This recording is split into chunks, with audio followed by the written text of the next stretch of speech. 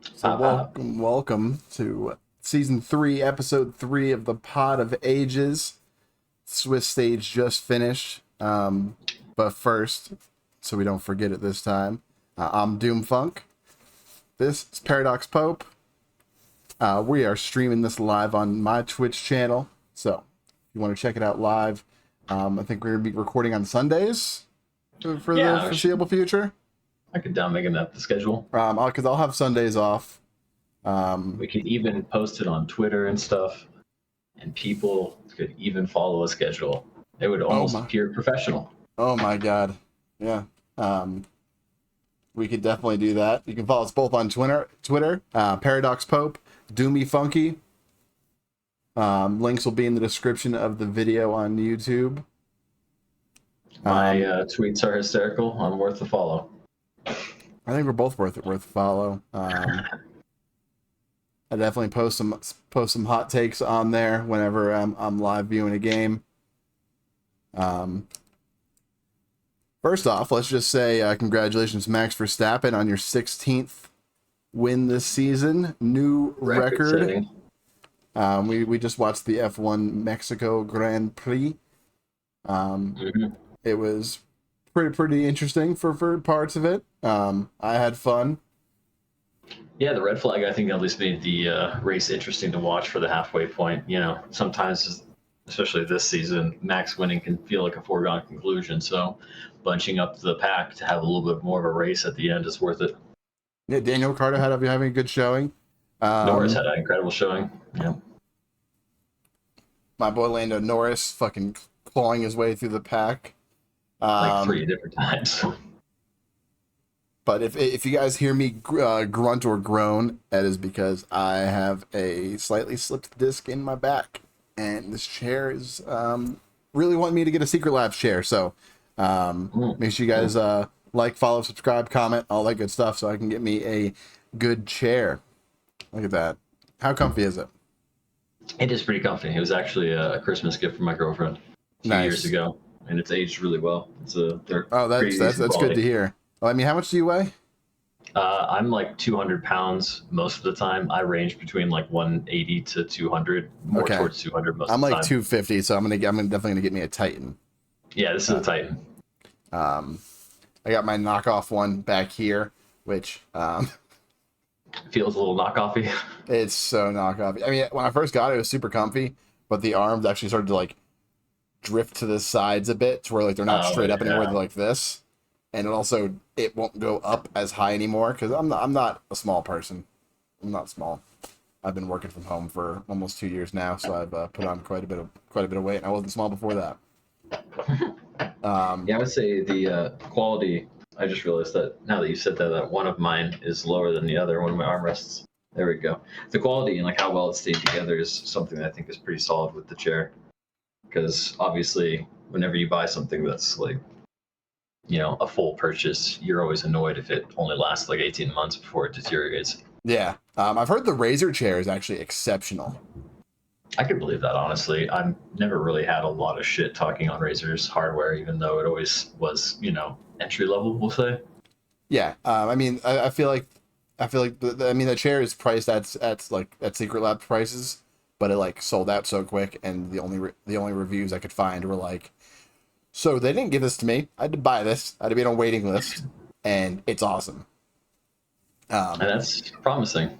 So whenever I get to the chair purchase point, that's definitely something we're going to be looking at. The current chair my job gave me this chair. So it's not the worst by any means. It's got a real comfy seat, but it's not the best for the lumbar. For sure. We're old. Speaking of old, the Swiss stage is old now. It is. It is over. It is expired. And boy, howdy, did we have some surprises. We did. Before we talk about the surprises, let's just ask real quick. So out of the 8 teams to get out, without saying what teams got out, how'd you do? All right, well, I had 6 of 8 correct. 6 of 8? And I think you are of the same. I'm 7 of 8. Oh, you have 7 of 8? 7 of 8. Oh, because you called all of the Korean teams correctly. Yep. Yeah, because I had T1 going out. All of the LPL. Yeah, that was a freebie. Everyone already knew. So I just want to say this before we talk about the games. I like the Swiss stage. That's your extra 5 points, I see. It was very interesting. It led to a lot of interesting matchups. Some of which were like, okay, we had the civil wars happen. We had some teams get through with only playing Western teams, I think. Mm-hmm. Mm-hmm. But one of those teams is also Gen G. One of those teams is also Gen. So wait, let's see here. Yeah, so quick. So Gen G's run was GAM, T1. Oh, that's right. They had the Civil War in the middle. I forgot. And then G2. For some reason, I thought they played against another Western team in round 2. So yeah, let's talk about the teams that got out. So Gen G got out. They actually are first seeded, quote unquote, because there's a lot of randomness with this format. JDG came out with the second seed, beating BDS, BLG, and then LNG. So definitely JDG had the tougher strength of schedule. Yeah, it's interesting though that they didn't have to show anything. Like ultimately, all of these matchups we've been watching all year. Like the BDS matchup, no one cares about because they're never going to hold a candle. And then BLG can never beat JDG, which is just, it's fine as a foregone conclusion, but we just don't need to see it anymore, right? And then the LNG JDG series, I think, was actually really fun and good to see where the teams are sitting up. But I don't see who's going to stop JDG anymore. I don't either. The only thing I'm struggling in my current pick'ems is, do I choose BLG or do I choose Gen G? Mm-hmm. That's my only kind of pain point. But let's talk about the rest of the teams that got out real quick. Third seed is LNG. They beat Fnatic, Cloud9. They lost to JDG 2-1. And then they beat KT Rolster 2-1. Mm-hmm. I would have really loved to honestly see them play against Gen G in the 2-0 bracket instead of G2. If those matchups were reversed and we got to see Gen G, LNG, I would think like I would like to see how that one shakes out. Because I'm curious to see how strong Gen G is. I don't think we've seen anything from them so far with Swiss. They've been beating T1 all year. And the G2 series turned into way less competitiveness than you and I expected, especially G2's strategy was incredibly weak. They couldn't and play their the execution. They chose to give it. Mm-hmm. G2 really fell off pretty hard in this. They kind of came back a little bit. Yeah, they did enough to not embarrass themselves, but they got completely blasted even still in the BLG series and in the 2-2. So, and then we'll get to the NRG series obviously, but skipping over that for now. So BB really let us down. LNG third. So it's Gen G first seed, JDG. These are teams that are not going to play each other. I'm going to do one half and the other half. Gen G first, JDG second, LNG third. T1 fourth seed. T1 beat TL, where that was TL's only good game. And honestly, T1's worst. T1's worst game too, honestly. They did. They're one of the teams that definitely leveled up throughout the tournament. They lost to JDG to Gen G in round 2. There's a lot of G's going around. They lost to Gen G in round 2. And then they beat a pathetic Cloud9 in round 3. Yeah, they beat C9 in round 3. And then to get out, they 2-0'd BLG. Yep. And that was an interesting series. I think that was a hard one to take from because I kind of wish we could have just dropped game 1 or this was a best of 5. Just because the game 1 ended up being just a free win for T1 with how awful the level 1 went for BLG. And honestly, in some circumstances, BLG might win that 1v1 or that level 1 if they played it out 10 times. That one might be kind of closer executed. They just took too much damage from the red buff and it kind of completely screwed the entire game. And then game 2 honestly, like it was game two was weird because it looked plenty fine for BLG, and Bin was absolutely devastating Zeus in the beginning of the game. Like he solo killed him twice, and that first solo kill with the spacing on the E stun right at tower range, ooh, that was a beautiful outplay. Just the brain game being played and the spacing being so perfect. That was a really well played. So You cannot give Bin Jax. I'm going to run through the drafts real quick. Mm-hmm. T1 was on blue side game 1, and then red side game 2 because BLG got side selection after game 1. Mm-hmm. Which also, blue side is not OP. There are many, many good drafting strategies for red side. And I think we really need to talk about NRG's drafting strategies on red side when we get to that series for that reason. Because it's a great example. So T1 banned Jax game 1. Which is smart against Bin. Don't give the kid Jax. But then they beat it game 2. So they were only worried about it on blue side. Because they were blue side game 1, right? Yeah.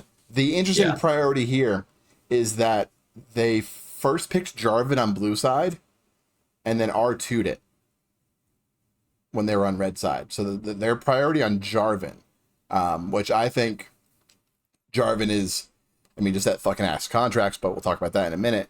I think Jarvan is one of the strongest junglers right now, just because of the agency he gets on the map. He's got pretty decent clear speed, and his ganks are very strong.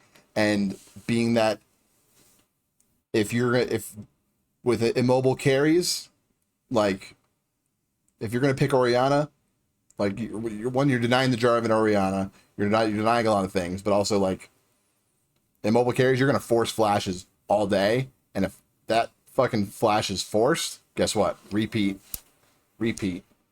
So I think the Jarvan priority was really cool. I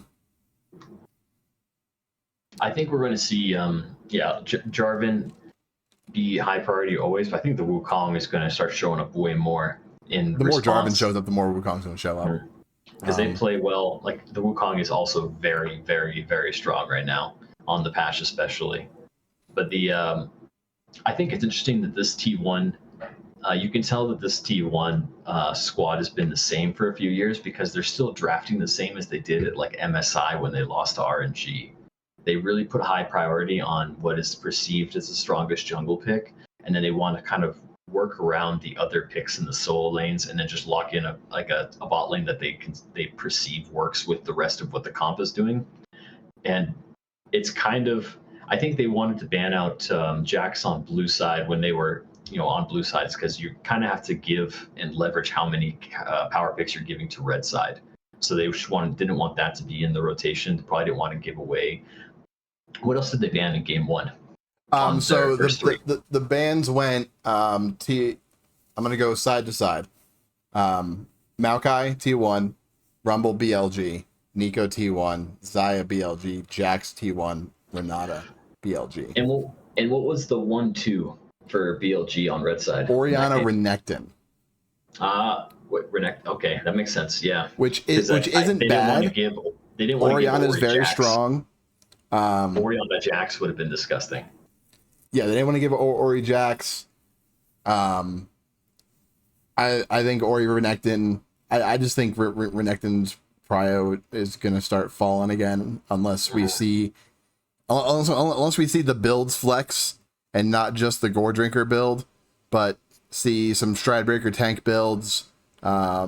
See some more dive. I want to see builds vary more depending on the game. If you're gonna blind it, because Renekton has that build diversity. Yeah, and we did see some tank Renekton, and it did do its thing. It was annoying. It was in the way. It had a stun. It had a slow. Top laners seem to just love to play the pick for its inherent strengths, and now that it scales a bit better than it used to, like it seems everyone is just fine with taking it. Like, oh, we'll just team fight with it. But at this point, I really feel like in the tournament, there's too many answers to it. Like it's not worth the Prio, I think you can move away to other things. I think Rumble is the strongest top laner right Rumble now. He is insane. Rumble Like, is very strong. Which is he's gonna and he pairs really well with Jarvan. pairs As we're extremely well talking with about. Jarvan, So, pairs really well with Oriana. Like people worried about too much AP. Unless there's a tank meta going on, don't worry about building too much fucking AP. Like at this point too, don't try pick it. Like, you're gonna have second item or third item Void Staff on your Oriana, and Rumble is literally a Magic Pen builder. Like, that's what his build is. So like, you can go ahead and build MR. Yeah. Like, the Void Staff is coming out second or third on both of them.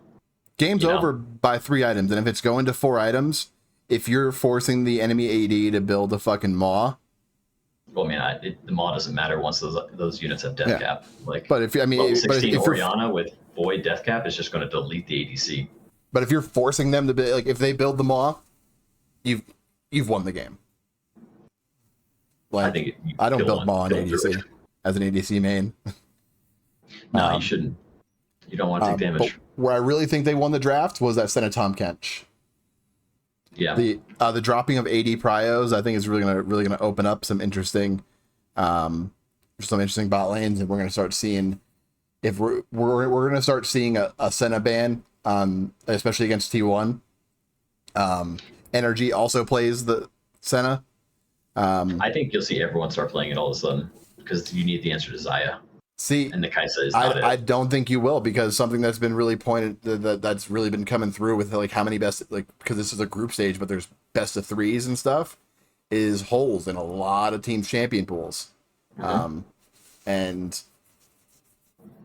that's just stuff that's not prepped for Swiss, right? Once quarters comes, which bot lane here can't play Senna TK, because at this point, all of the teams are pretty good, Yeah, I think this would say like Gala do it, but he doesn't need to. Like with needing the the 3 the 3 wins or 3 losses to go out, I really think that Swiss Age did filter out all the teams that didn't deserve it, instead of just being like, oh, just win your group or just do well in your group. No, it's like it really filtered out like Damwon or D+. They did not deserve to be here. No, yeah. G2 did not deserve to be here. Nope, that's straight up. And if Fnatic would have fucking won, I everyone had their test, and honestly, the strongest teams of the tournaments are the ones that had the least tests, which none of us really care. Like, I don't really care if all of the LPL teams made it to quarters. I expect that, and if they only got there by pub stomping each other and the random Western team, don't really care. That's like, I know what's going to happen. The only teams that weren't tested were JG and Gen.G. JG still had to play LNG, and Gen.G still had to play T1, which prior to the event I would not say was a test, but apparently at this event is. So like, T1 is playing really well. They're playing way better than they have all year. Gen.G played GAM, T1, G2. Yeah, just T1. Just T1 was their only test. Yeah, and T1 was still leveling up. T1 definitely leveled up, which we just talked about that a little bit. So that is T1 in the 4th seed. Now the other lower seeds, number 5, and this is the one I want to spend a little bit of time on, just because we are speaking English. We do live in North America. North American first seed, NRG. Dumpstered G2. Not eked out a close win in a competitive series. No, they put Caps in the trash. It was not even close. They got completely gapped. I really want to talk about the series too, because let's talk about. Well, let's run down their other journey real quick, and then we'll get to that series. So, NRG. Their series. Where the hell is it even at? First game was against Weibo, which and they lost. Weibo won. I can't recall the game. I feel like it wasn't that competitive. No. Okay. Then they played against TL, where TL looked bad. Like, this was NRG catching a throw. I don't even think TL threw. They were never in the driver's seat. Like, they just got ran through like a wet paper bag. That was a bad game. That was APA dying like 8 times on Syndra. And then Mad Lions, which is a nothing team. I feel like it was just NRG catching a throw. But then NRG2, where G2 didn't look horrible. They didn't. Before the series, you say? In that series. Like, they didn't look horrible. They looked like, they didn't look like the G2 that everyone expects to see, where they're just running and crushing it. Caps had some good plays. What did Caps play in that series? Let's pull up the draft. So, I know he didn't play any NRG Oriana. G2, and this is another one where it went blue side, red side, win. Caps played Syndra. That game, he got shat on. That was the Belveth on 5 pick, where they played. Where, like, I can't believe G2 watched C9 do this, pick Belveth on 5 with a losing top lane. And then they're like, all right, well, we're going to do it better than them. We're going to invade the top side and push off their ganking jungler so that he's not farming and he's instead going to be behind because I'm playing Belveth and I've taken his top quadrant. And then he just goes bot lane and kills your bot lane. Like Nico Vi, mid jungle duo. Dude. Like. Yeah, no, for real. And Palafox had some crazy engages on when he was playing Nico. He did. He contracts. Damn well did. Which I owe him an apology. Where was it? So ran that series. Where was that 5-man Pop Blossom? Hold on a second here. That was the game G2 won against BLG. Was a 5. It was Caps trying to fucking 1v5. Because that was the first game G2 won without Caps playing Oriana. That was the only game Caps won without playing Oriana at the entire event. G2 only won when Caps was on Oriana. And if you watch that Weibo game, it makes sense. Like, the only reason why they won that series, that game, was because the shockwaves were huge during the team fights. That's the power of the champ. And without that X factor, G2 just can't clutch it. They don't have the experience. They don't have the players. For whatever reason, they just don't have the steel. Like Han Sama can't. Mickey was really disappointing. For how crazy good his year was. The bot lane for G2 just like completely evaporated. The fact that Broken Blade became such an important condition for them on the international stage couldn't show up.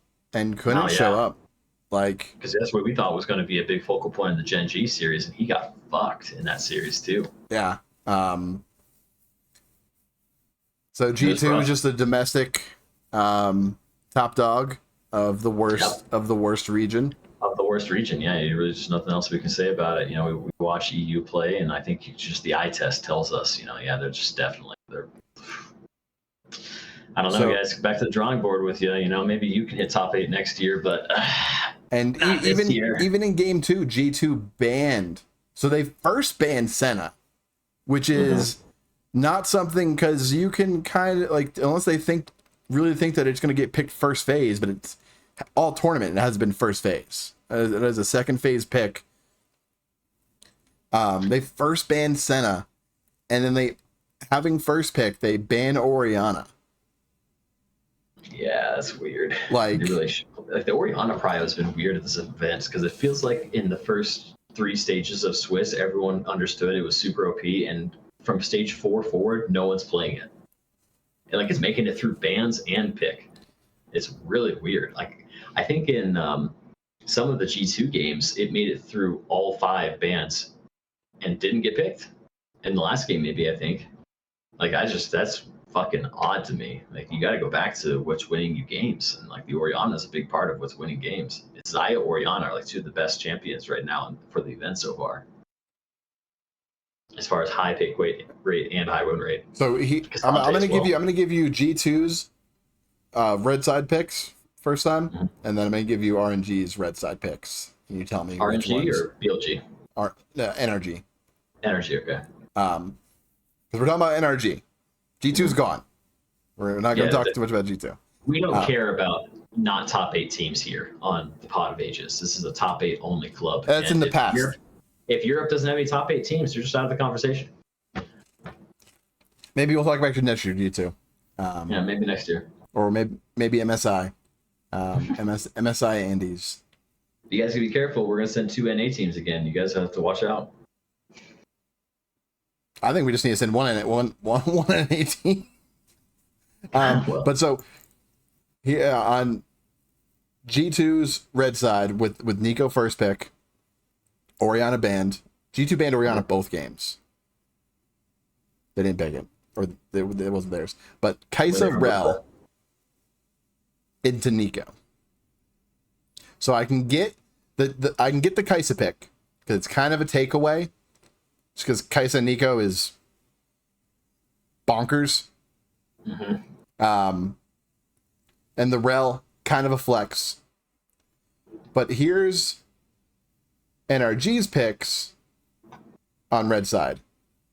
So G2 first picks Xayah, which I think the AD prio really needs to drop. It's really dumb. I think the Xayah prio is fine. Like, that's the one I understand. Rakan Jarvan.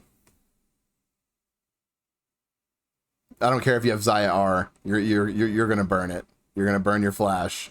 Like, you've already lost. And then they go, okay, Rakan, Poppy. Like, because Poppy is a soft counter into Rakan. And Azir. Okay. I don't hate your draft so far, G2. And then fucking NRG just picks up Rumble. And now you have Rakan, Jarvan, Rumble. And it doesn't matter what they fucking 4-5. Yeah. Yeah, I mean, it looks like, and then the BLG G2 series, the only time they picked, didn't go for Orianna was when they went for a Nocturne Nico comp, which I guess I can understand if you want to run the blind with the Pop Blossom, but... So the Nocturne Nico with the Kaisa, great 1-2-3. Great 1-2-3. I really don't like the Jace Maokai's anymore. If you would ask me before the tournament, I'd have been like, Jace Maokai is probably going to be pretty high prio. I think they fucking lost it when they picked Renekton and not fucking Cassante or Rumble, which were both open. No, that was BLG. That's the game that BLG lost. Yeah, they're not picking Cassante, I think, is kind of weird. I think Cassante sounds like a go. I'm not sure how Cassante plays into Olaf. I think Olaf counters him, and I assume that the Olaf was countered. Yeah, but that's on your red side if you on your R3, so you just ban out Olaf after that. Olaf's pretty good just because he has true damage, and like the build up attack speed, and he breaks the CC, so you can't like push him around. Well. Like Olaf's pretty good into Cassante, but you have to be pretty fucking good. They first picked the Nico with the Orianna up, though. See, I don't know if I agree with that. I think if that's the game they won, so I guess there's really not much to complain about. But like, I just feel like this is a weird mentality, because then we have. I think Nico's priority should be as high as Orianna's priority.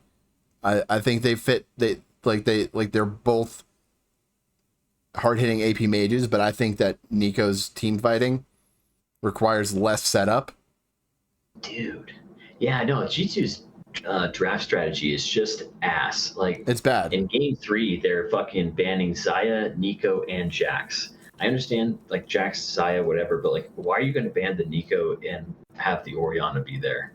Like, the Orianna just gets trade it. Trade it. Yeah, exactly. Like, leave the Nico up, leave the Orianna up, and play 1-for-1. Because then he goes to the Azir and it just gets absolutely fucking shit stomped. Azir is, and, like, as much as I'm not a fucking Renekton fan, like, BLG in that game 3 of Ori, Jarvan, Renekton. Well, that's just the winning top half of the map. Yeah, straight up. And you got Ashe and Braum to play with incredible peel and CC and pick, you know? Especially because apparently Broken Blade doesn't fucking play Cassante. He does. He definitely does. He played it earlier this tournament, I'm pretty sure. It was left open for him. He didn't fucking pick it.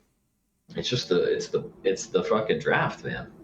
I'm not sure if I'm going to say the coach, but all right. So Broken Blade did not last pick in the last game. He got He got no. He got no.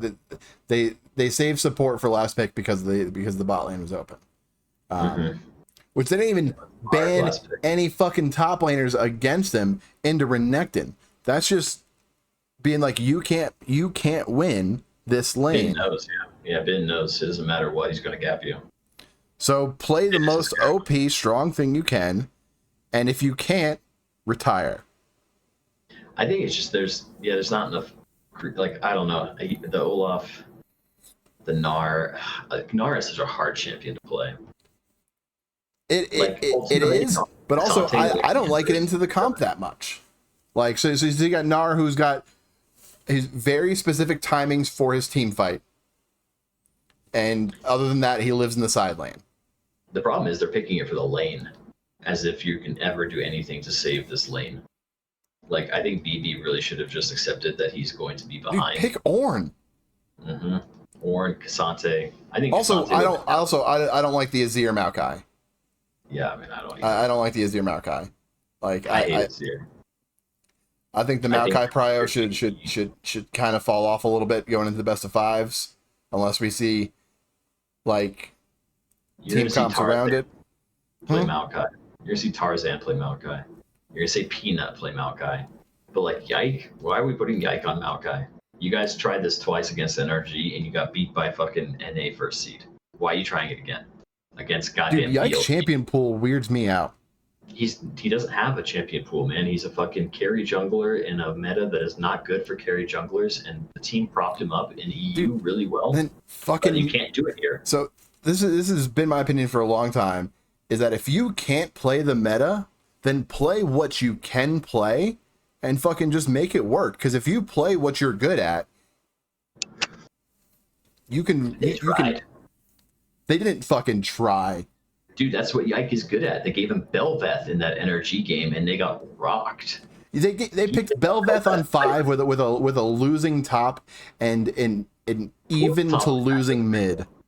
The top lane wasn't straight losing as much. It wasn't as bad as the C9. Yeah, but BB has not had a good tournament. That's a losing top. He was playing against Dokla, and at that point in time, that was a fine estimation to take that your lane is going to be even or winning. I think that part is fine, but the execution of it, like the Bel'Veth got ahead. That's the thing. Like, she got the entire top quadrant from contracts. He started fucking 12 CS to her literal 36 and got ran.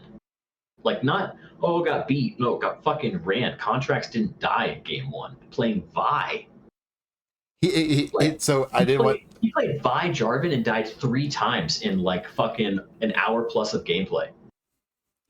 You're playing champions that are turbo. Like, he didn't die for 50 minutes playing dive junglers. And the first time he did die was to a Xayah R, not even the E. Xayah's last breath was hit R, and then he just got clipped by a fucking feather. And no shit, if he was paying more attention, he probably had the half second he could have dodged that shit. He could have gotten out, I think, honestly. I'm not going to say he misplayed it. Like, he was like, I'm dead, I'm going to go get her. But there was, I think, a split second. No, he was on his way out because they had secured the kill, pretty much. And then Xayah just hit R. And then died instantly. Killed him, yeah. But yeah, I don't know. G2 it's such a strange pivot from where they've come throughout the year because their drafting strategies were so unique and were so strong. We did at least get to see the Lissandra counter pick come out against the Rakan in the second game against BLG when they ran Rakan Zeri bot. So it's great that, which it worked that time. It didn't work the last time they tried it. Broken Blade and Yike just could not do the international, and like we've seen that with Broken Blade in the past. That's kind of unfortunate. Because it's always been kind of his ceiling is once you hit the real international, he just doesn't quite measure up. And yeah, he gets his first year. I'm not going to be too critical of him. He's a rookie jungler. He had a great first year.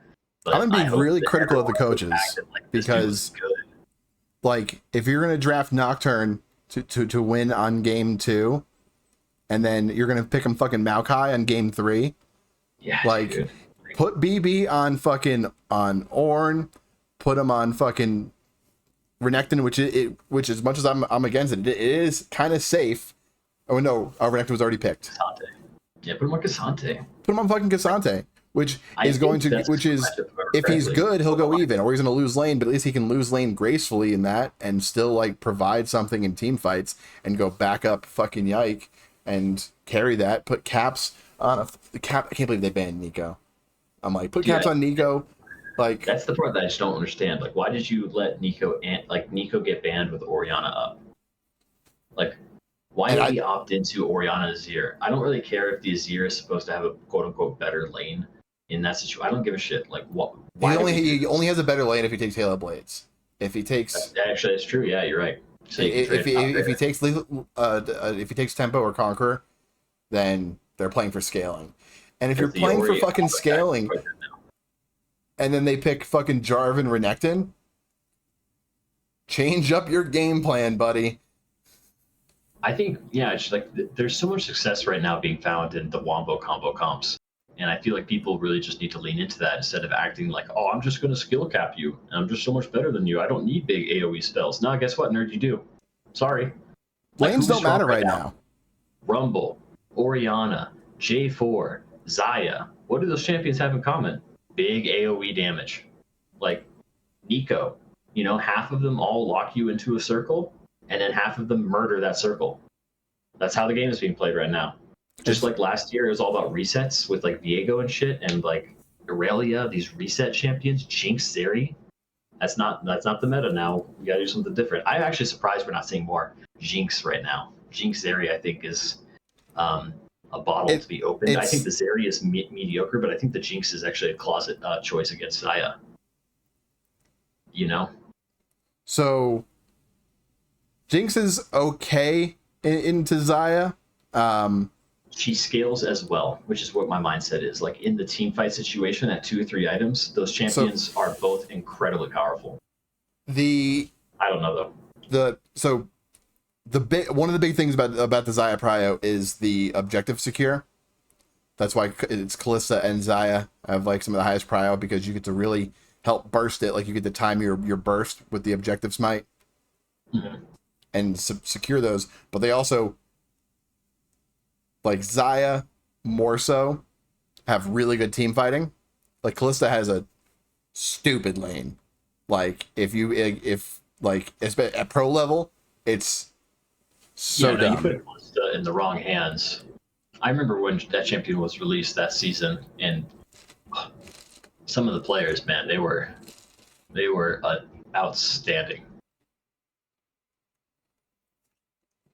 But I don't want to talk about G2 anymore because they picked Bard on 5. I was watching a double up and sneaky going, they picked Ashe Braum. You can pick any support into that. It's Ashe Braum lane. Ashe, they do nothing. It's horrible. It's horrible. It's like he wants to be Beryl. Like, I mean, Ashe is pretty fucking good in the Kai'Sa. Yeah. She outranges her in the lane. The Braum pick, I think, was just BLG just being like, no, fuck you guys, we're just gonna win. Ashe doesn't have the attack speed early to make the Braum really worth it. The Braum is really just there to have, like, I feel like a safe answer for Maokai, and that's basically it. And they're just like, all right, well, as long as the crazy Maokai ult doesn't completely fuck us up, we'll just do it like that.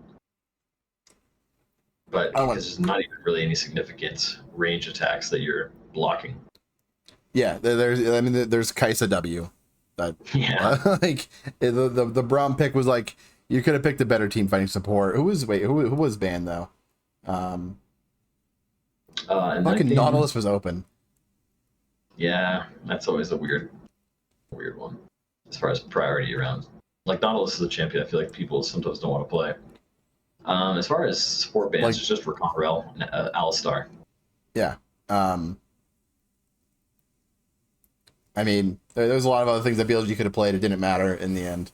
BLG advanced, and G2 did not. BLG came in 7th, but the sixth rank, or the sixth seed, KT Rolster. Coming through, losing to BLG in round 1.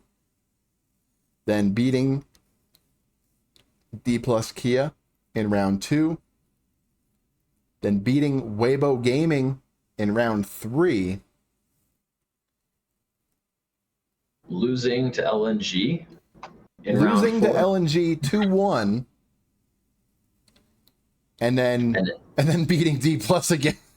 Yeah, and then returning to stomp D Plus once more. So KT Rolster, the 3rd seed of LCK, is apparently maybe better than Weibo, but probably worse than every other LPL team, which is not really too surprising. That's about where I'd put them, honestly. And yeah, sadly, Damwon could never really come online as a team. They had a lot of really close games and a lot of just, if they deserved to win, they would have won. I honestly kind of thought that they might pull out those series against KT after the first loss just because it happened so fast. And I was kind of thinking, oh, maybe Def just got the storyline bulletproof vest, man. Maybe he's here for the the runs. But wasn't the case. The game 2 was I feel like a disappointing throw, whereas game 1 was not that way. But to see them lose twice in the same fashion was definitely, this is all the team does. So KT's draft to get that first game against Damwon, I was like, oh, they have fucking shit the bed. They have fucked this strat. They're fucked. There's no way that they're beating Jarvan, Rumble, Nico, Rel, Aphelios. There's just and no way. Played that game so well. Game 1, I thought for sure Damwon could do it. But the Rise turned out to actually do decent enough in lane in the Rumble, and be able to provide enough side lane pressure to actually I don't know how much the Rise mattered though. I think the Rise and the Viego actually did more than because of the Viego one trick. Yeah. It's hard to say. It was I don't know. I hate that series because I can't think of a single play that I can attribute to anyone on KT except for BDD's Azir play at the Baron in game 1. Outside of literally that one moment, I don't feel like KT did anything. I didn't think they excelled or did anything crazy well. I think Kana wasted most of his Rumble ultimates. I think Kellen was kind of bad, and Canyon couldn't smite. And was just catching a throw. That was it. Yeah, if Canyon had hit that smite on Elder in game 1, DK would have just aced them right there. That Showmaker ult hit 3 people the second the Elder died. So if he had Elder buff when that went off, they would have erased 3 people in literally half a second. They probably would have ended the game right there. And that was a smite. That was literally 50-50 smite that cost them the game. And it's just kind of weird to look at the game and be like, nah, yeah, Damwon wasted too many resources and fucked up this fight. And then Damwon just missed the smite and fucked up that fight, and that's why they lost the game. Whereas KT just existed well-ish in the game at best, but we're still losing. We're still coming down behind in a lot of the interactions early, right? What was it, that game? And Def buying it was that fucking KT third. D plus game where they're everybody commentating, the co-streamers and the casters were all talking about how D plus is winning the game. The gold was fucking even until KT won a team fight, and then the game was just over. But the gold was even with KT having a 2-tower advantage the entire time. So if Damwon just picked up and evened out the map situation, they would have been up 2K. And you could tell they had the priority. I understand what you're saying. For sure, the game was on numbers pretty close, but Damwon was running that game until they threw it at Baron. I also want to say, though, I don't know why Deft, for literally 2 games in a row, went 3rd item GA on Aphelios. You're playing a hyper-scaling DPS monster, and marksmen are supposed to spike hardest on 3 items, and you're going to buy a fucking limp dick item like GA? What? Best AD? One of the best ADs in the world? What the fuck is that? Dude, if you're a marksman buying GA, that better be 4th or 5th max. How are you going to buy a 3rd? Like you're fucking sitting on 40% crit. Like what are you doing? It's just so wild to me. And he did it 2 games in a row. Is the best part. Like it didn't look bad enough in game 1. Just You buy had the to do it again. stopwatch. Yeah, like if you care about it, like you're not gonna survive standing back up. What is this choice? But I don't know, man. Like Showmaker kind of got Also, creeped by his picking team. He played that Aphelios very well. with Rel, I'm not a I don't fan hate of. it. I'm not a fan of it because if you're gonna because Aphelios has flash. I'm more just thinking You that got that it- Jarvan, like, you got Jarvan, Rel, Nico. Everybody else wants to go this way. you just blew ultimate on top of that though. That sounds dope. Yeah, You know? if you have it, I mean, like if you got like, but You walk into any fight with blue, and that sounds good. you got Aphelios against Azir, Zeri, Nautilus, and Viego. Like, I mean, you picked the Rel before the Viego was picked, but you're picking Rel, seeing Nautilus. Like They do have a lot of space control though. Like I don't know if I hate the Aphelios as much because like obviously we have a lot of priority around AD pools, and I'm sure Zaya was either picked by KT or banned. And I don't want Zaya, Kaisa, kept on. Kalista were the AD bans. KT banned Lee Sin because you don't give Candy and Lee Sin. It's just duh. Renata Glasgow's banned. I'm loving the Renata Prio. Yeah, no, like, that was a good call out. I forgot to say that earlier. That was a good call out by you earlier because that Prio did just explode, like bans and picks. It's been all over now. Champion's good, and when Engage is meta, Renata is one of the best anti-Engage championships. I know it's not the correct call, but I kind of wouldn't have hated to see Damwon flex the Nico into the jungle and lock in Yasuo for a fucking Showmaker on the second game, just so we could have a wild performance for them to go out on. So in the second game, he fucking windmill slammed Ahri on 4. Yeah, I don't really like that pick either. Into Nico Nautilus. It's like, okay, Nautilus presses R, and then you're not dashing around anymore. But that was also like once again, they picked Aphelios with a champ that's not going to be standing next to you. Like they picked it with Alistar, which is good if the enemy team but then enemy team picks Nautilus. Alistar is starting to look like another like Renekton, like a false positive. Yeah. I know that everyone says that Alistar on the patch is incredibly strong, and I do think Alistar is a great champion, but like fuck, the execution has not been good. Well, I think J4 is honestly in that tier for me too, but we have seen at least some good J4s. I'm a big fan of when teams don't play what's good and then don't know how to play it.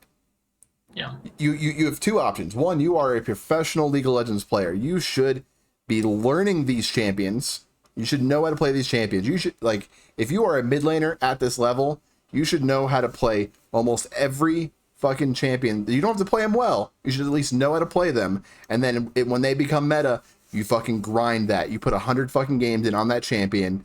You fucking find some fucking videos on YouTube of some one tricks. And you learn how to play that champion. And if you can't fucking play the shit out of that champion, you play what you fucking know how to play, because then at least you're playing something that you're good on. It might not have the same power level, but that power level difference could be this much. And it could be an A to a B tier. And the ultimate example of your point, you can either be Golden Guardians or BDS. Adam is a prime example of this. He plays all of the strong meta choices that you can't play, and you can get absolutely shit-fisted by a guy playing Garen. Yeah, because he knows how to play Garen. He's played 1,000 Garen games. He knows all the matchups. He knows all the ins and outs of that champion. Did he make it far in the tournament? No, because he's actually not that good. And Garen, but he made it further. But he also pulled fucking Darius bans. Like you're gonna pull, you have those champions, you're gonna pull those bans, and it's gonna open up power picks that guess what? You've practiced. I don't think and that's my biggest difference between the West and the East, at least for the top tier teams, like the tops of the region, like the 1s and 2 seeds, not the 3s and 4 seeds, is that they fucking put the fucking work in. Yeah. And it fucking shows. Like that they play like JDG plays their style. They might not win fucking lane. They generally do, but they might not win lane. You might, but they're gonna fucking be going even with you, and then they're gonna team fight your ass off. If you can't team fight against them, guess what? You better hope you're fucking a split pushing team, and you know how to split push. What are you gonna hope for? JDG doesn't lose. Yeah, I know. I've heard team. They will beat you anyway. Be the poke team. They will beat you anyway. Don't be the fucking dude. Poke is. Eventually, you have to team fight JDG. Eventually, you have to team fight JDD, and unless you're that good at split pushing, where you can just keep them fucking being pulled. But then I saw someone trying to split push against them, and they got fucking. And it's the funny. I love this conversation because we talk like this is how obviously analytic conversations happen. You talk about like the give and take of different styles. I love having this conversation about JDG because ultimately we always just going to go back to, well, no strategy has actually ever beaten them because they haven't lost. So I don't know. Maybe this works. Probably doesn't. Give it a shot. Well, I mean, like they've lost best of 3s, but who gives a shit? They've never lost a best of 5. Oh, but I had a tweet that was basically exactly your point months ago, and there's another reason to follow me on X at ParadoxPope is Chinese pros go to the hospital because they're taking so much caffeine that their heart is exploding. Western pros think a 9-hour workday is hard. Dude, you're playing video games for a fucking living. You're playing a game that you should love, and if you're playing like you're doing things that like kids wish they could do. No healthy form of top level competition. No. Do you want to be the best at something, or do you want to get paid to be good at it? No one cares about the players who are being paid to be good. All of us only want to talk about the players who want to be the best, and at the end of the day, the players who want to be the best are almost all Eastern, and that just is the fact. No Western player wants it bad enough to grind his body into dust to make his skill that high. But you don't see Western players retiring at 23 because their wrists are gone. You know, Huni is no longer a player because he can't anymore. He plays Lost Ark because he can't fucking play. That game's so good. I wish I had friends that played that game. His hands are dead. You know, that's what the Eastern players do, and a lot of them have done it to themselves. Imp, Pawn, Huni, you know, Faker now had to take a leave of absence because of the injury to his arms, ligaments. Like, well, to be fair, also the one thing Eastern players don't do a lot of also is include workouts into their routine. Some of them don't. Some of them do. I think it just depends. I think that is good, though. I won't talk shit about having some physical fitness required. Like, no, having to do like so. As someone who is out of shape completely, but also has mental illness, when you can work out, it forces you into a meditative state where you're only thinking about moving this thing, and it is very good for your brain, but also it keeps your body strong and healthy. And that's one thing I do like about a lot of Western teams is that they will have forced like gym time. Like part of your contract requirement is you have to go to the gym. I mean, they're also on TV. You gotta protect the ligaments, but all like it's very important. But like when that came out last year, that everybody was like, "Oh my god, we worked too much. We too long. We're negotiating less solo queue time." It's like, do you want to win? No, the answer is no. They don't. No, they just want to get paid. They just want to get paid to play a video game. Well, guess what? There are kids in the fucking college circuit that are fucking 18 and 19 years old that are going to college, and playing League of Legends and putting in more time than fucking half our pros. we could see a lot of dynamic changes to the LCS in the coming years. Honestly, with the budgets just changing dramatically and everything else, we could finally see hungry players return to the stage, which would be great if they're still out there to be had. So we'll find out on that, but I think it'll be interesting. Yeah, I want to see. I want to see hungry players return. Yeah, we got one more team to talk about. This is Billy. Oh no, we got Billy and Wave. We got because we gave a quick mention to Billy. Billy is seventh seed. Their run was. We'll return to them. Let's do their run. Let's talk about their run, but we'll return to them when we talk about some quarterfinal matchups because I think ultimately their run has been up and down, very literally, and it's kind of hard to say. Yeah, their first round was a win over KT Rolster, and then a loss to JDG, which they cannot beat. It's just literally their kryptonite. It's almost not even worth taking against them. And then a win over Fnatic. And then that puts them over here. And then a 2-0 loss to T1. Yep, we talked about that series a bit. Was definitely surprised, but that game one, and then T1, I don't know if we talked about enough. T1 has looked way better right now than they have literally since the beginning of this year. MSI, spring, summer, doesn't matter when, they look so much better than at any other point. So that's cool. We'll see if they can keep it together and win a best of 5.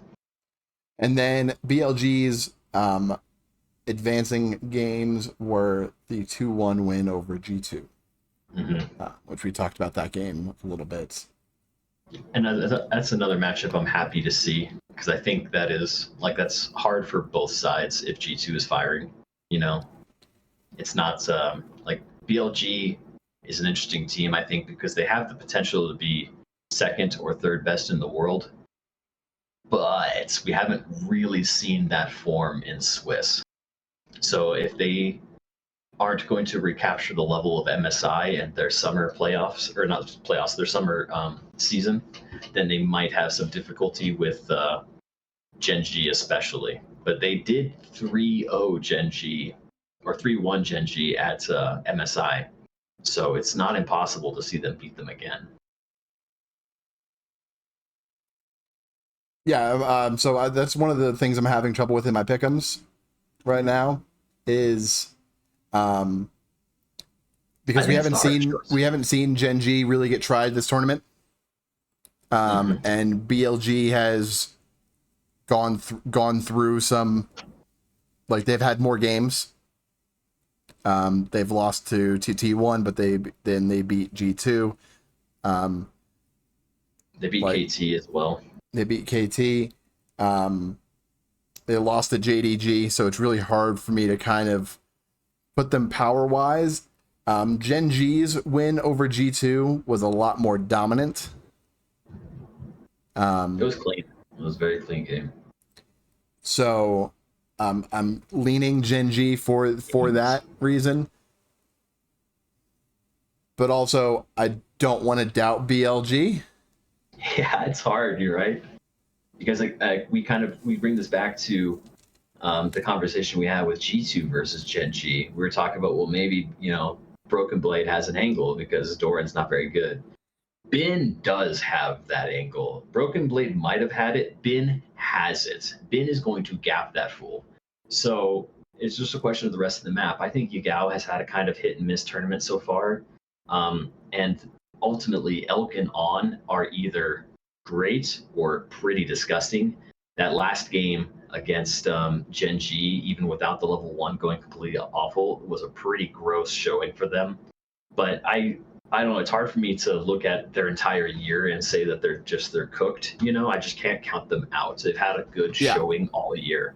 So it's just rough for me. I still think the players are good, and I think Bin is great. This is a serious team. And I think this is going to be a great. I know we haven't talked about it all yet, but I think these quarterfinals are fun matchups. These should be some banger series. Yeah, so we've covered some of BLG's games. Let's see. Have we covered their T1 loss? Yeah, we did, because I talked about that at length. That was the series that they lost game 1 because of the level 1, and then game 2 was the only one that we did not talk about this. We might have talked about it last week.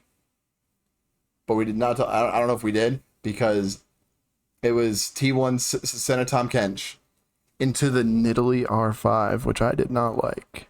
No, yeah, like I hope every team is learning. If you R5 your jungle, you're going to lose your game. So please don't do that.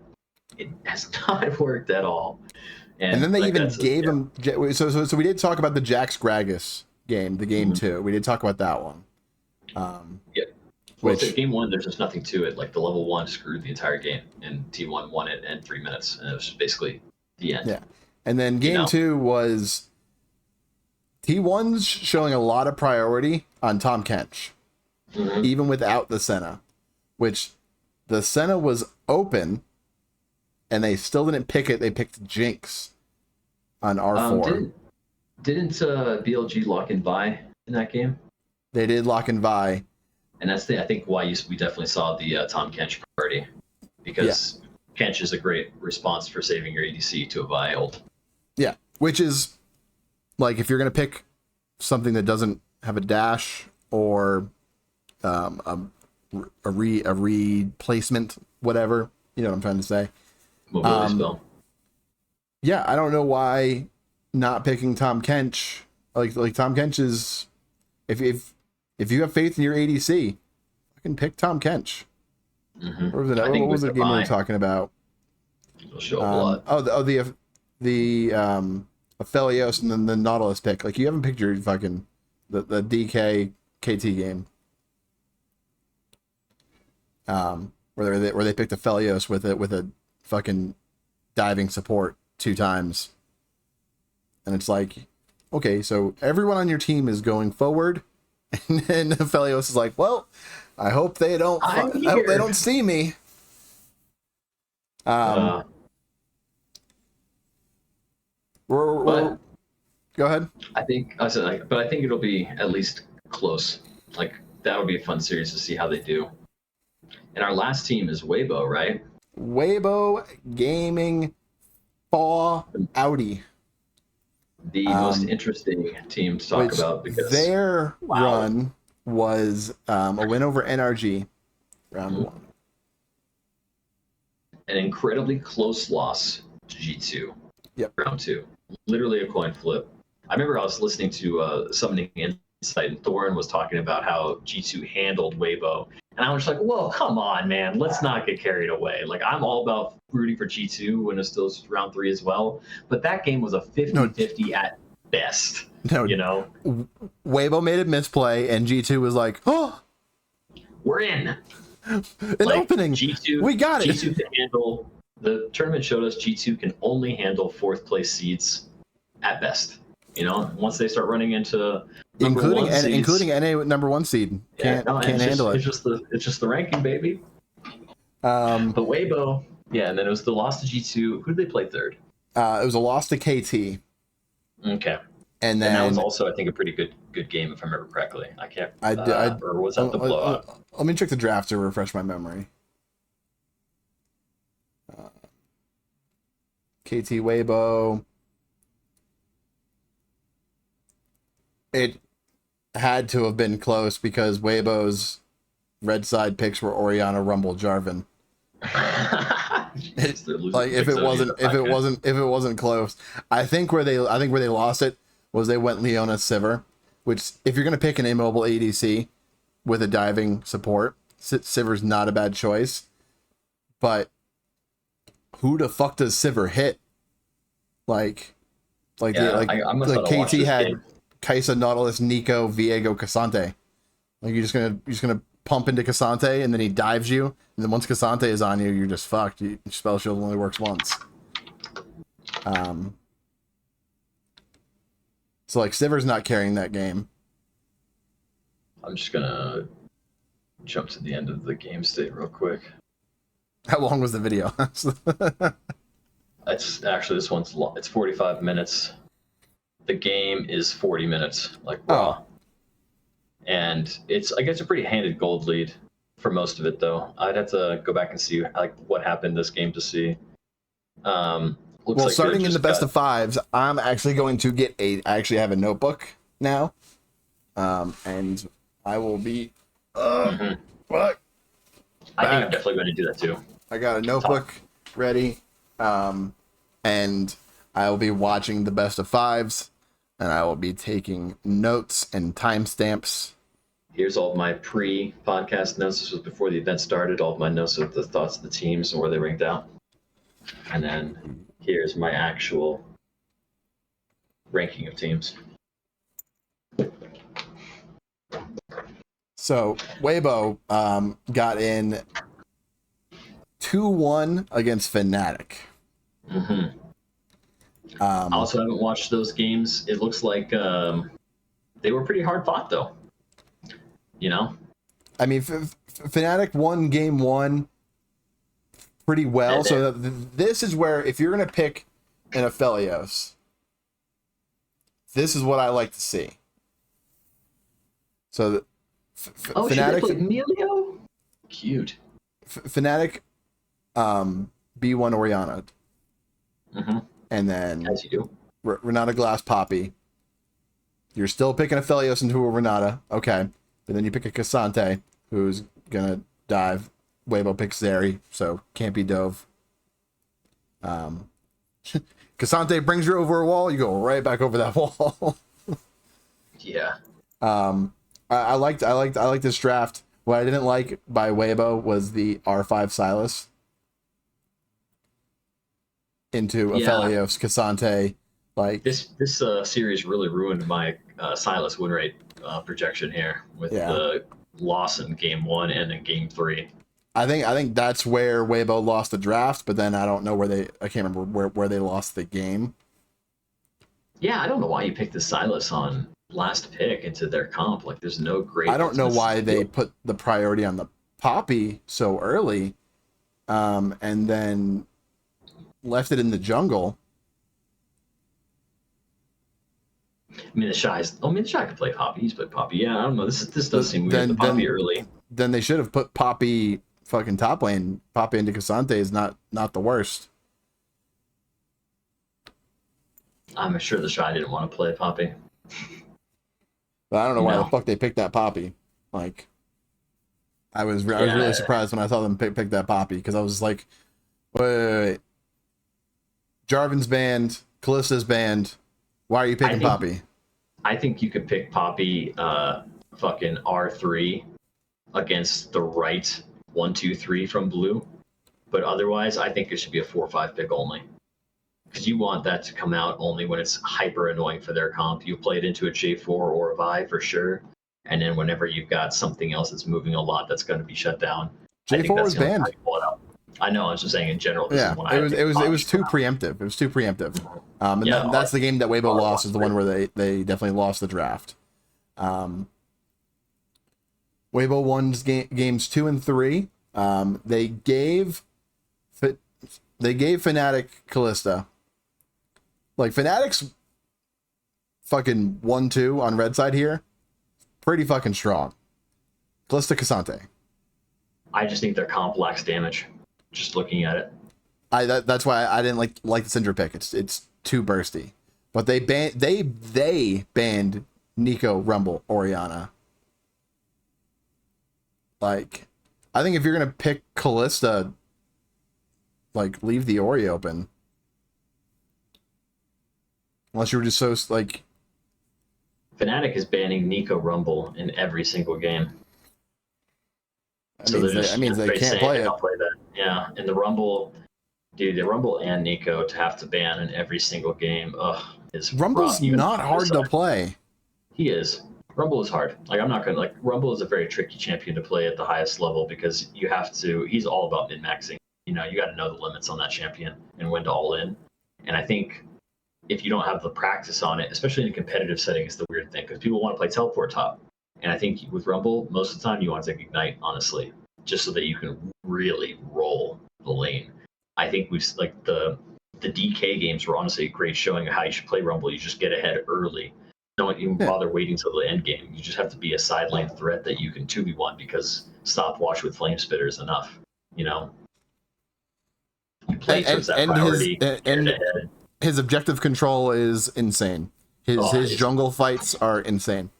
Like, I'm surprised we're not seeing him flex jungle yet. because Rumble Jungle is still very strong. It's not like a joke thing at all. Like, it's a good fucking pick, especially on this patch. I'm kind of weak for how much flex it's possible, I feel like, in this current meta. And we're not seeing shit flex. yeah, We're like, not seeing shit any flex, of it. dude. The It's Lee like Sin to solo lanes, the Poppies, like Nico, the Talia, we saw at least a little bit, but like that was a really weak showing of it most of the time when like bad teams were flexing it. That shouldn't have been. so. It's just kind of odd to me.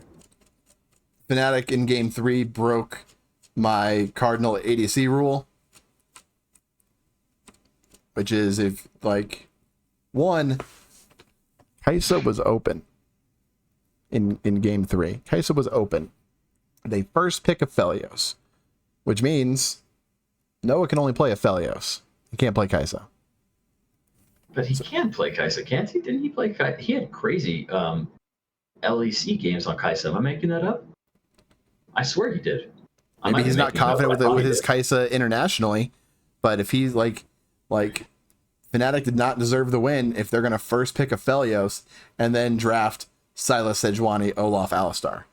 4 other champs that are going to go forward and leave Aphelios all alone for Cassante to... I mean, that's not what lost them the game.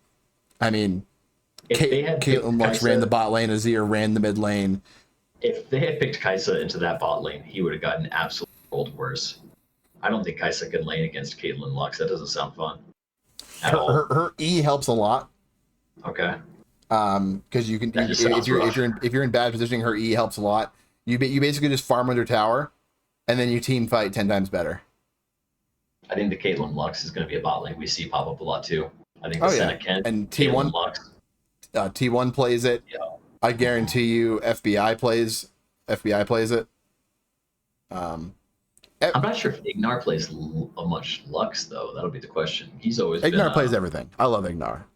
I do. People need to keep his goddamn name out of their mouth. All right.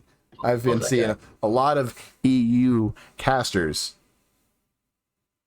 talking shit about that dude who talking shit gave you about my dude. Your best win, your first biggest win ever, bro. And I like Ignar's on that Misfits roster. FBI is he's no ruler, he's no aiming, but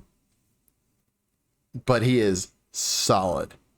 Yeah, like he is very solid. He can play Ziggs, he can play Caitlyn, he can play Kai'Sa, he can play Kalista. You know who he is? He's the modern Sneaky. Ceiling isn't crazy. Floor is pretty fucking high though. Shows up at international events and does his job. Doesn't pop off, doesn't go crazy, but does his fucking job. Yeah. And that's what Sneaky always was. He was never the double lift, but if he wasn't the most reliable ADC of that era, I don't know. Yeah, I think he's definitely the new Sneaky then, by those metrics, because the guy he's solid. When he came, like I loved him ever since he came on the DLCS because he even like he would just do his job. Yeah, he would just do damage, stay alive. And he was always the ADC on that big one of the top 3 teams that you didn't expect to really be top 3. People have always been like, he's not that good. He's not that good. He hasn't been bad for a while. He's never been bad. He's been on bad teams. Yeah. He's been on teams that should have performed better, but he always did his job. And I'm glad he's on a team that is hungry. And let's talk right about into it since we're on talking about these teams anyway, and we can start in quarters. Why don't we just start with Weibo NRG? Because that is the most fun, right? I picked NRG. 20% of other people have also picked NRG. Well, I've already spoken to you about how it works. If I root for a team, they lose. They fall apart. They just become disgusting. You know, Vitality and FlyQuest this year, Team Liquid last year. As soon as I like a team, you're ass. I'm sorry, guys. So NRG is ass. They aren't going to win anything. Can't win. Never. It won't happen, quote unquote. But even still, this is going to be a fun series, I think. As long as NRG I think still, everybody on that team has leveled up this Worlds. They've shown... I want to hear Sosa. I want to hear Sosa on this series. Do you watch? All right, so Dom, he doesn't like Silver Scrapes. He hates it. Okay. So he does not play Silver Scrapes. He plays Love Sosa by Chief Keef for the Game 5 song. So I want to hear some Sosa on Weibo NRG, man. I want that game 5. I want to that see. to be a big series. What I want to see is I want to see 3-1 NRG. I don't want to see them get dragged down that deep just yet. I want to see them make semis. I want to see them make finals and play 15 fucking games. I want them to play every single one because that's the only situation. Yeah, NRG winning worlds. There's no other way than them playing 15 fucking games. So we're here for it against 3 Chinese teams. Well, yeah, right. Sadly, there's no way they can get to finals. Well, if they get to finals, they're winning because they'll knock out the best team in the world if they do, because they're on the same side of the bracket. No, they're on Gen G's side. They're on Gen G's side. Oh, they're on Gen G's side. Let me see the. I think they are on Gen G's side. Let me see knockouts. They are on Gen G's side. Oh, never mind. Then they could make it to the finals. We could have JDG, NRG finals, baby. It won't happen. We're gonna lose to Weibo. But I think the because if they actually are improving after every match and taking what's going on and learning from it as a team should. Well, their draft strategy of how they picked G2 apart and just completely neutralized how they wanted to play the game and made them just have weird drafts. Like, I think Weibo's gonna be a little harder to figure out because they're not gonna have as many players that they can like constrict. Like, I don't think you're gonna stop Xiaohu, TheShy, or Jun from playing anything they're good at. But maybe the bot lane is a targetable angle on that. Who knows? I'm really definitely targetable. The draft strategy is what I want to see. I think because of how coin flippy TheShy is, if Contracts and Dokla could punish that. Yeah, Dokla is solid. Like people talk shit about Dokla. I fucking love Dokla, dude. I coming back into this.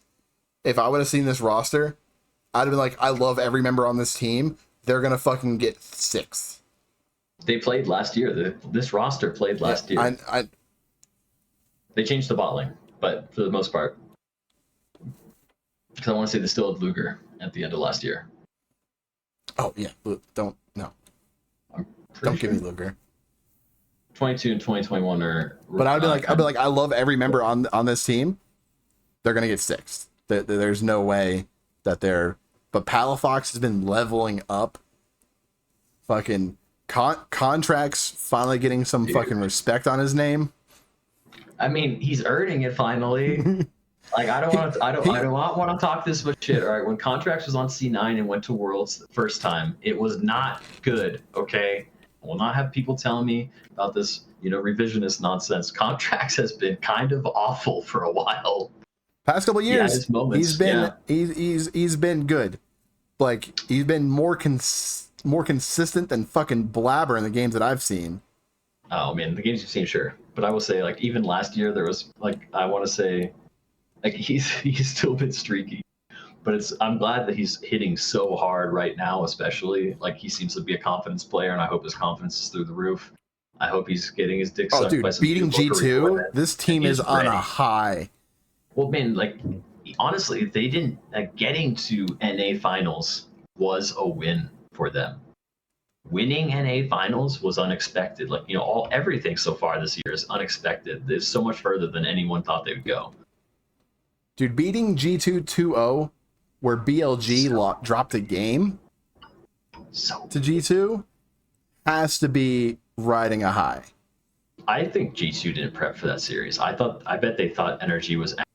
Well, because ultimately, let's talk about this. Like, NRG's win rate in like scrims during like NA finals and stuff, playoffs. Scrims don't matter. Was like 30%. Their scrims apparently at Worlds, their win rate is like 15%. Scrims don't matter. Apparently, Palafox is saying they're lucky on some days if they can take a game. And yeah, you're right. And because G2's fucking scrim win rate is, people are like, oh my god, G2 might be like 3rd best team at the tournament. Having a 15% win rate and then 2-0ing the team that always brags about its scrims win rate is truly non-regular. logic gaming, non-rational gaming, man. Irrational gaming. No. IG's back. Non-rational. IG, they're winning. It's Instead predicted. of counter logic, it's non-rational. No longer can we be counter logic gaming. We are now non-rational gaming. NRG. Yeah, that's what it's for. We're still fucking crazy. It's just a new acronym. I think they can expose the mid jungle duo. All right, so you're saying 3-1 NRG? I'm saying 3-1 NRG. I want 3-1 NRG. Yeah, I'm saying 3-1 NRG. I want NRG to win. I'm going to say Weibo 3-1. I want NRG 3-2. I think they can expose the mid jungle duo, and their bot lane is a million times more consistent. I think they're gonna have to play. They're gonna have to play through the top lane. They're gonna have to just drive through the Shy and maybe the bot lane. I do not think they're gonna be able to. I don't think it's Xiaohu is. I'm not gonna talk any shit on Xiaohu. I think Pala Faker is going to do some things. Yeah, but I've seen what Xiaohu does to Faker. Yeah, this is Pala Faker. I know. We got to see how it goes. We've already seen it once. He's twice the size. He's twice the man. Oh, yes. Yeah, you're right. I'll give that one. All right. We can start at the end of the bracket on a normal order now. We can do the Gen G BLG, which I also think banger series. This is literally what I believe are third and fourth best teams in the world, potentially, or maybe second. So, like, this should be a good one. Billy's shown some holes, though. They are. They are not having... Gen G hasn't shown much. Correct. They haven't shown shit. They barely had to try. But LPL second seed versus LCK first seed is going to be a banger. Yep. I'm predicting Gen G, probably 3-1. Maybe 3-0. I'm going to say BLG 3-2. I'm going to say BLG 3-2. BLG 3-2? Okay. BLG 3-2. I am going to be the guy versus KT. JDG 3-1. KT's going to sneak one out there. Get a little weird. Huh? JDG 3-0. JDG 3-0. Respect it. JDG 3-0. I'm going to go for it. I don't think Ruler's going to tell this guy to go fuck himself. Another banger that is kind of messing with my brain a little bit for pick'ems. This one's also tough, yeah. LNG-T1. Great. Dude, this matchup, I'm so glad we get this. We finally get Scout versus Faker. I'm going with LNG 3-2. I'm going to go LNG 3-1. Okay. I think Scout is incredible. I think Tarzan is ultimately the Scout Tarzan combo is so, and I think Gala, if Ruler didn't exist, I think Gala is the best ADC in the world. I think he's number 2. I think his performances so far at this tournament, like, none of the losses have really come through the fact that Gala is not, doing his fucking job. And I just love that Gala looks bored all of the time. I just love it. You just see the cleanest outplay where he just gets a quadra kill with the most fucking precise mechanics, and he's just like,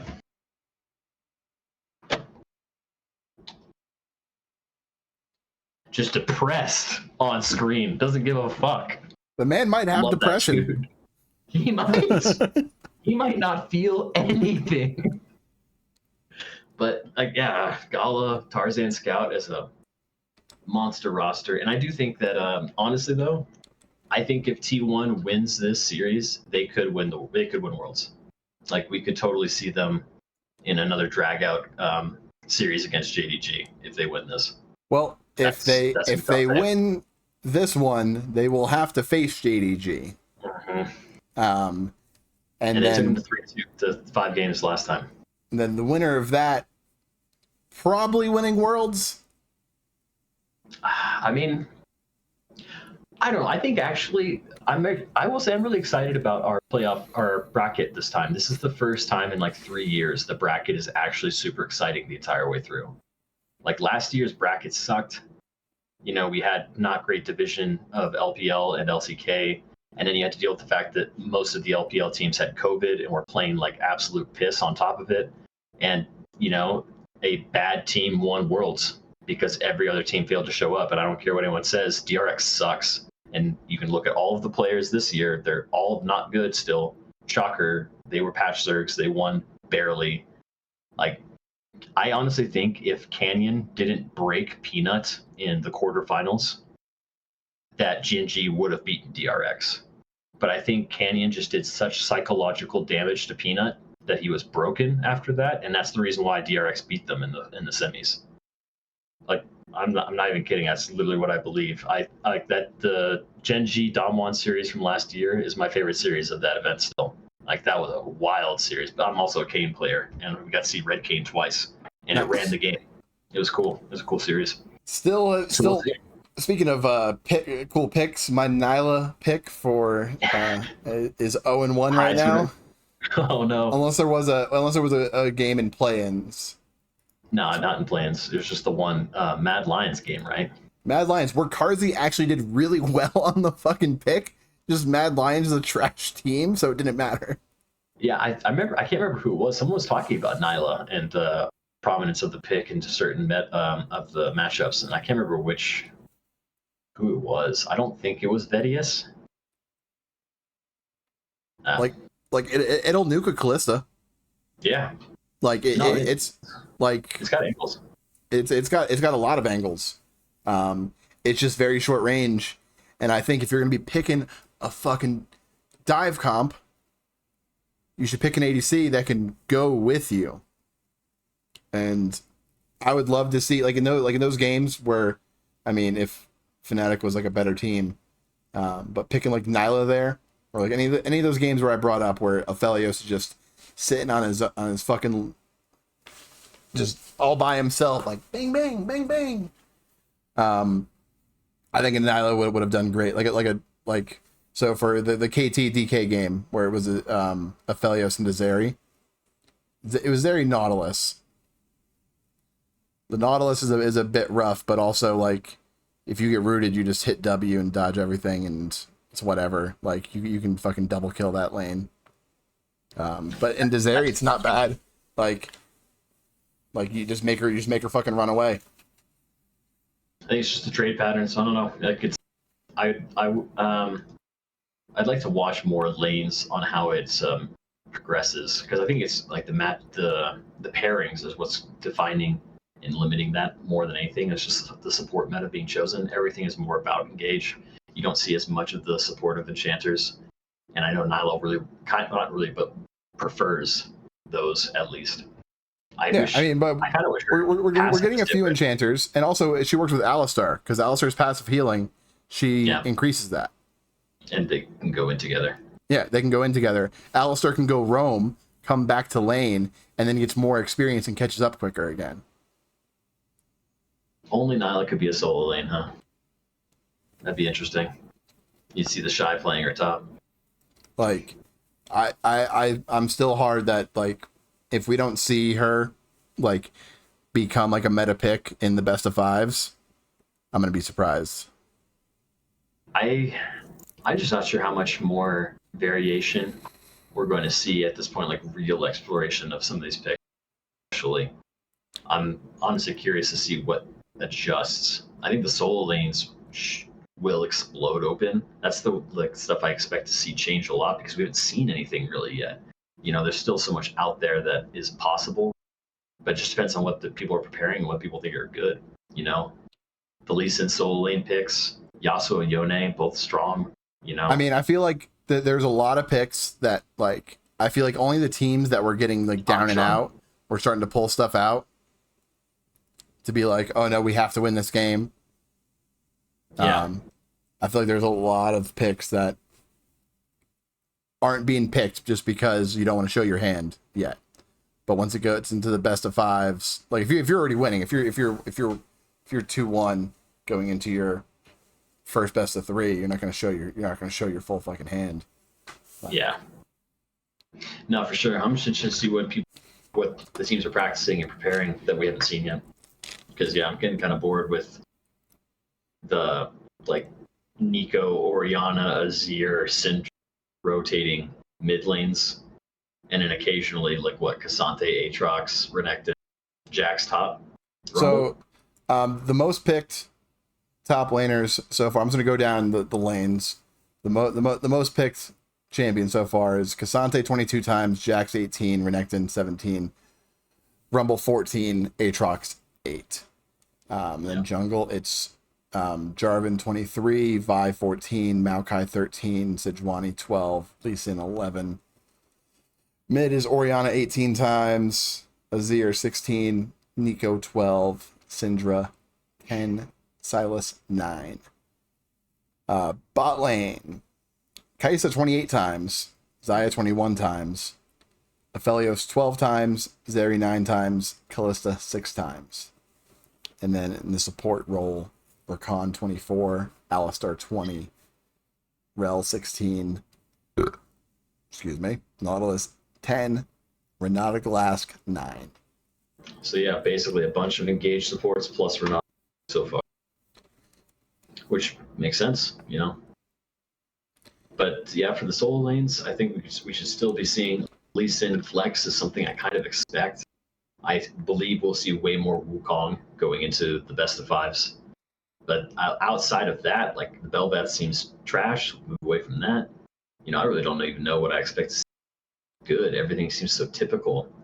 Honestly, the Sejuani is boring me. There's no melee mid laners coming out. Why are we prioritizing the Sedge as much as we are? Like, if we had double melees, I'd be down on it. But do you want to hear a fun stat? Kai'Sa's win rate so far this tournament is 35%. I believe that.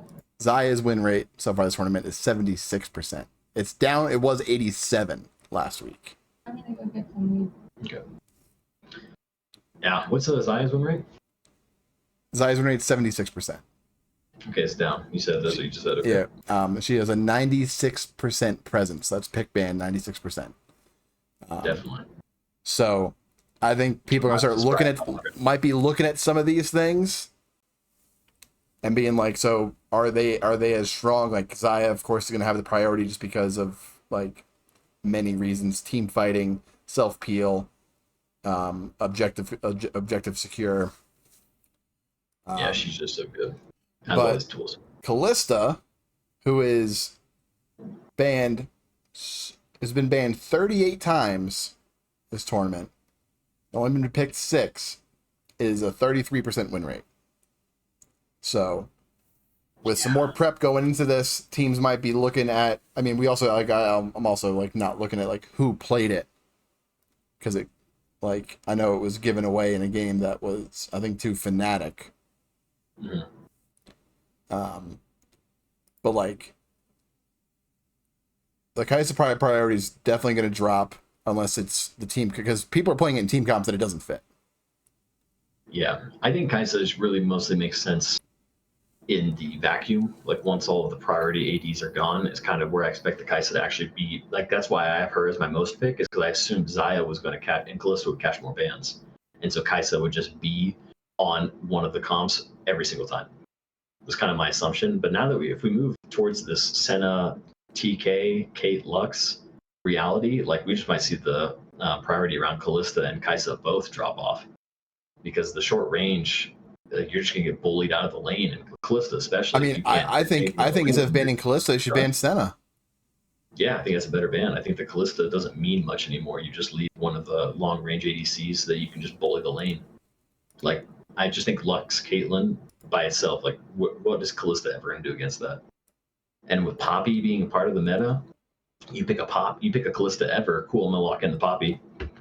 Enjoy your life. You know, it's gonna be short. I just think that the Kalista, I don't understand the priority around the champion.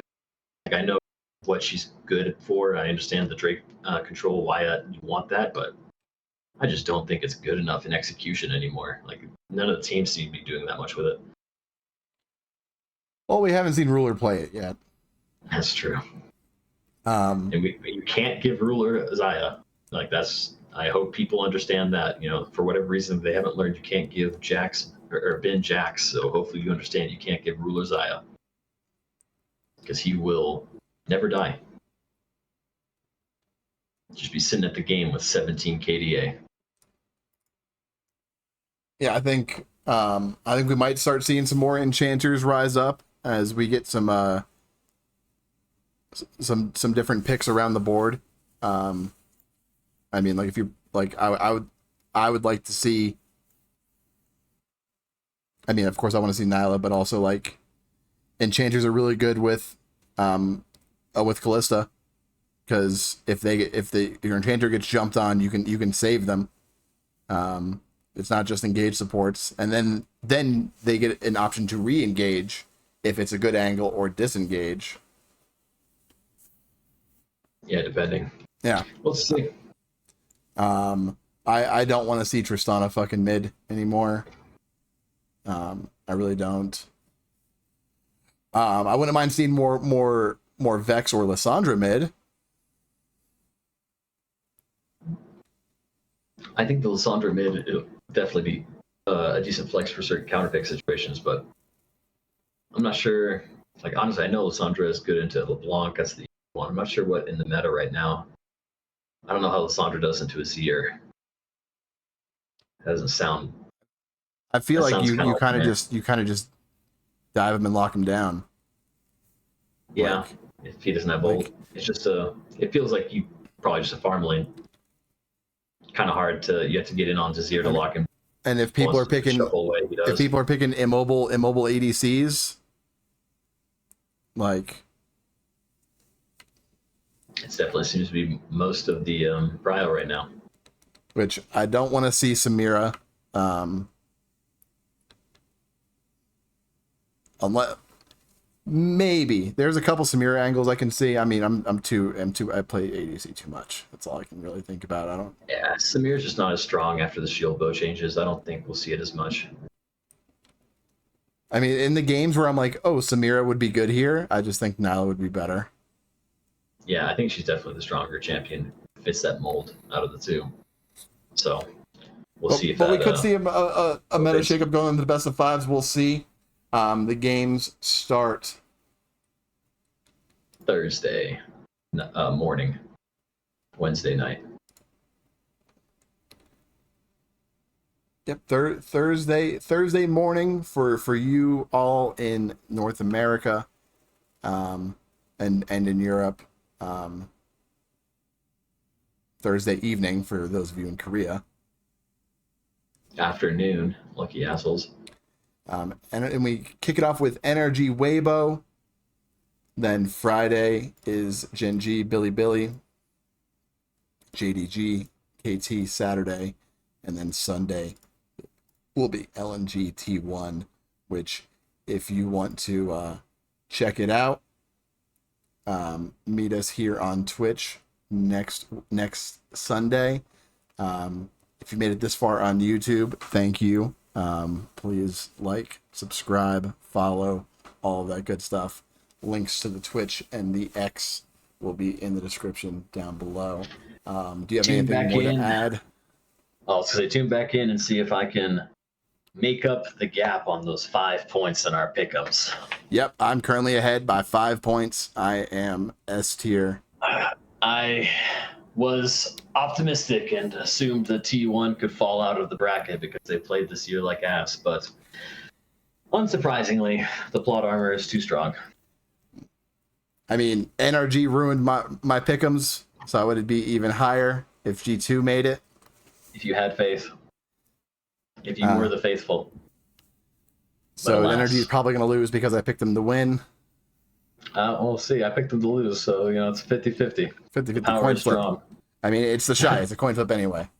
Yeah, true story. True story. But thanks you all. As a random aside, yeah, I wouldn't mind seeing TheShy return to peak form and just that being a wild story. But we'll see you next week. I don't want to see TheShy return to peak form because I want NRG to win. Well, what if Doklo still beats him and then gains his power like Highlander? The Dokla. The big dokes. The Dokla. Flexing on him. All right, y'all. Thanks for stopping by.